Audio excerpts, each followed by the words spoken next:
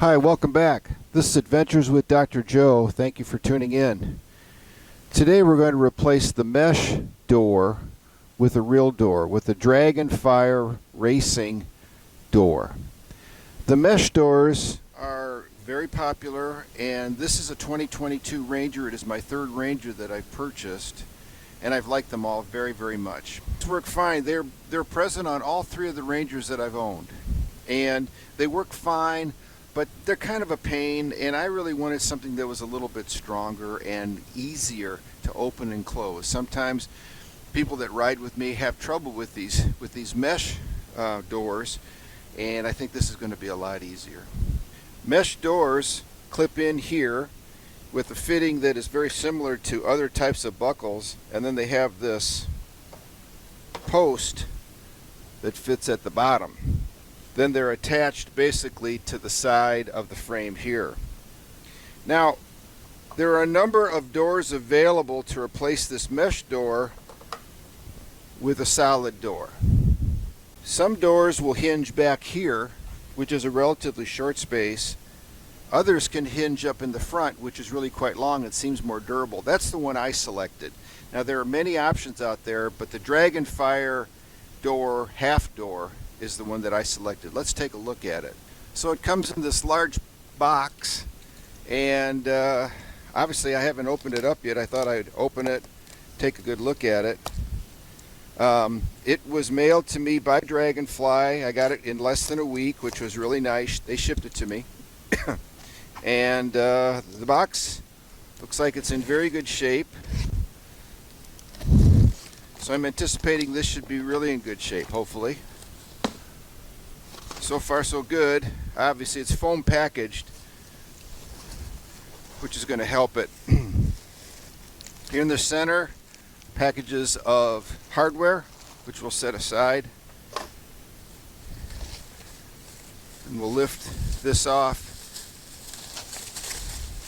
and take a look at the door themselves.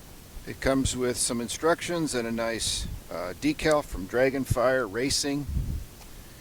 And here's the first door. Again, very well packaged and wrapped. And I think we'll open this up with the scissor.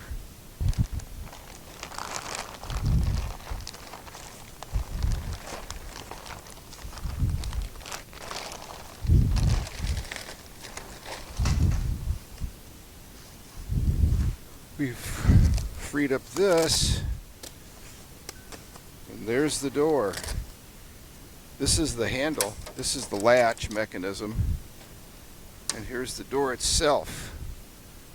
It looks very nice. So when I unwrap them fully, there are a few scratches here, but minimal, but both doors met the same fate. A small bumper that goes right here, each of these broke. And I think it's something easy to fix with some JB weld. So this is the hardware set. Here are the pins that go into the door hinges. These are the latches, and this is the securing hardware. Plus, it uses a lot of the Ranger hardware that's already there. These are the tools you're going to need: a T40 Torx bit. I have it on a driver. A number 3 Phillips. This also has diamonds, so it'll really dig in. 14 and 13 millimeter socket sets, and a 5 and a 4 millimeter hex drives. So I've loosened this nut. This is a bolt, 14 millimeter, and here's the backing plate that has the threaded parts. We'll just put those back together and save those for later. I used the driver to take this lower screw out, but I need this unit to get behind this plastic part. The bit driver won't work. This Eklund Torx driver works great. So there we go. And we'll just loosely place these back in here, and I'm saving all the parts in a box for later. Okay, now that the mesh doors are off, first thing we're going to install is this striker bolt. And it's not tight because we need to adjust the position of it, but these will fit in these bolt holes that hold the side brace on. So we're going to take these off.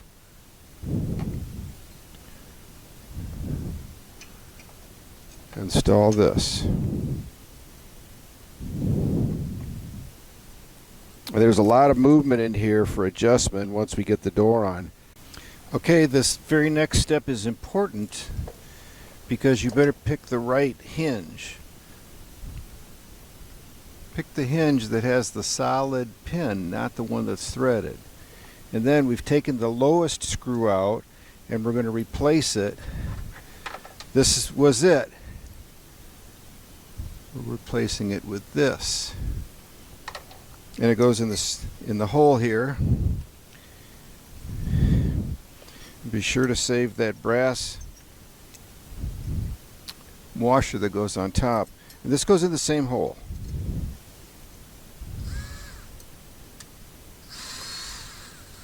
So we snug it up, and then that's it.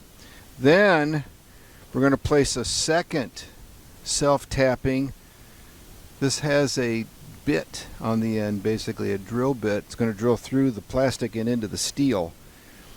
So line up this hinge mount in a way that it's very vertical, and you're either all the way in so you can put it in the inside aspect of the opening like I did, or all the way out. So we're going to start drilling through the plastic, pretty easy. Then once we get to the steel, harder.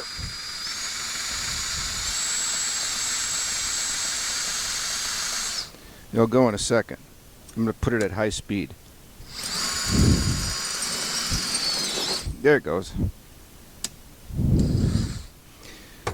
And then at this point we're going to put a spacer in and then hand tighten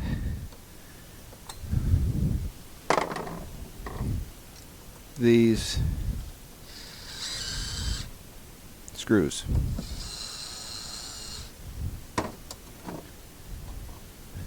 This is where I use a number 3 Phillips. We're going to repeat the same process here by taking a self-tapping screw and washer and put it into the hole that we removed the screw from. And then we'll put the second screw in here. Again, that has to be driven through the plastic and the steel. We either line it up vertically here or here, it doesn't matter, but be sure that the screws just got the same orientation. I'm putting it on the inside.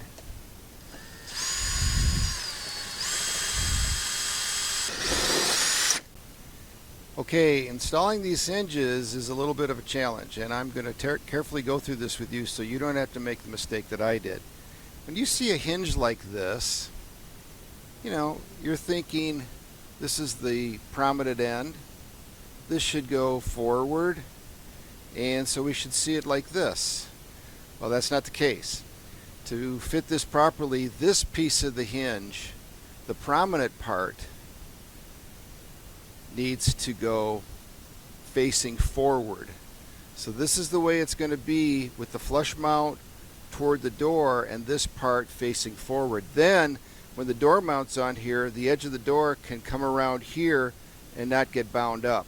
So this is the way these are supposed to be placed. This part forward. The pictures in the instructions are not very clear. This is the way to do it so you don't have to make the mistake. Let's install these. So we use these self-tapping screws with a washer. They have a drill bit at the tip and a flat washer to hold this secure. For the lower one, there's already a hole where we took that first Torx screw out, that T40 Torx. And for the top one, it's the top screw that we're going to reuse. And then we're going to make a brand new one below it and a brand new one for the lower hinge above it.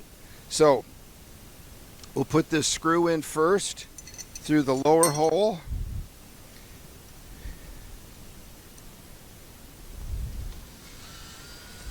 Leave it about a ½ inch proud. And again, there's this brass, it's called a bushing, but it's actually like just a washer. And then we'll use the second screw to go above it. Now, the way you make that second hole is you got to put this perfectly flush and vertical, And then if we're pushing it outward, I want the screw to be on the most inboard part of the hinge on both sides. And since I've already drilled this, there it goes. And then we put this spacer in there. Snug it tight, and we can do this by hand.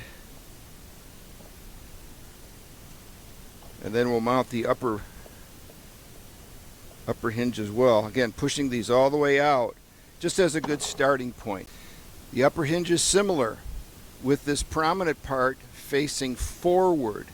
So here's the hinge. This piece is forward, not facing back as it would kind of seem like it needs to be. So this piece is forward like this, so the door can wrap around that. So here as well, we're going to use one of the pre-drilled holes, but on the upper hinge we're going to use the top one. So we'll put that in.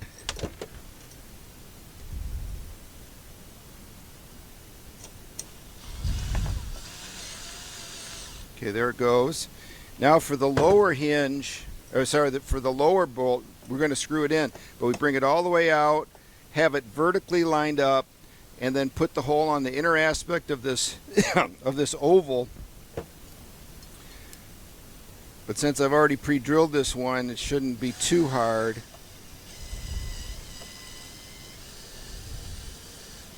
Again, just snug.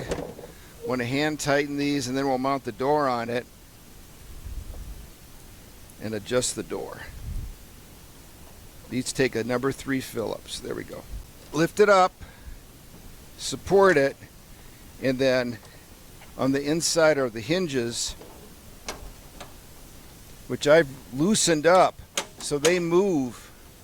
As you can see here, these are the hinges. They take a 4mm hex and a 13mm wrench to loosen them up. So here on the inside of the door are the hinges, and look, they're very loose. So we got 2. We're gonna fit them now on the body. Once you get it on the hinges, which takes a little futzing, then you've got to adjust it here and here to get a really good door closure, which we will do. And then we got to adjust the strike for it. So first things first, get this adjusted, and we'll just start playing with that.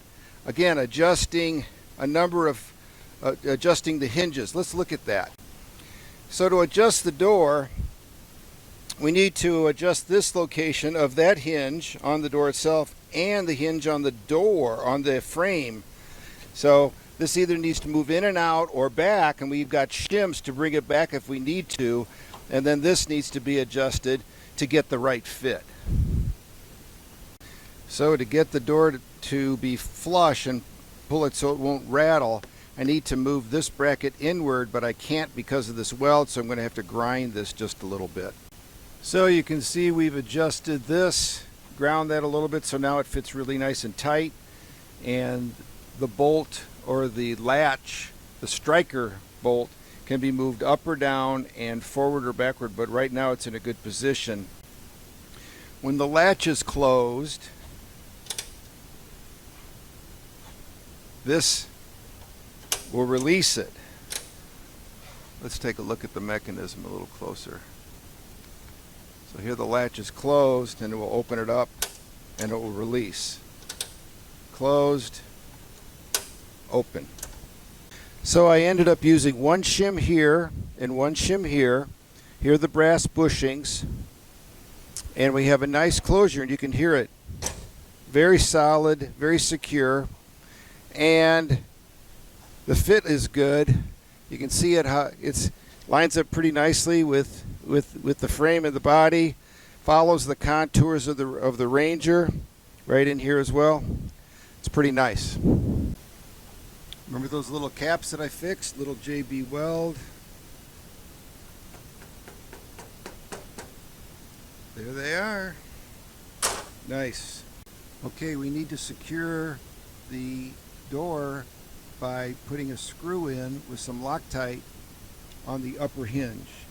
So this has some Loctite on it already. This goes into that upper hinge. This is where the 4mm ratchet is needed. We're going to tighten it all the way down and then back it off a half a turn so this moves freely. Well, because of this difficult angle, I'm going to need to use a wrench with a ball drive on it so it has some angulation to it. But we'll get it. We'll secure it again tightly and then back it off a half of a turn.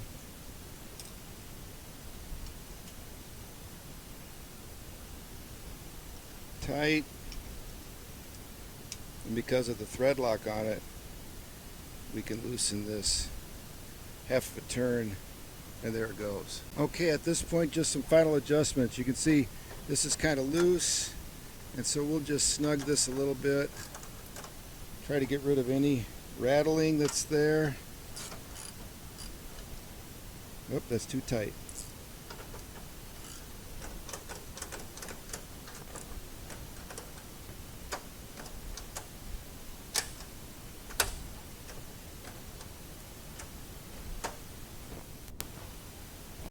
So that's a review of the Dragonfire half doors for the Polaris Ranger XP1000. This is a 22 model, but it fits 2018 and up, and I think it's quite nice. It's gonna basically be used a lot up here, and I like how it came out. So again, thank you for watching. If you find this useful, please subscribe. Adventures with Dr. Joe. Comments are very welcome, and as always, take care. Thank you very much.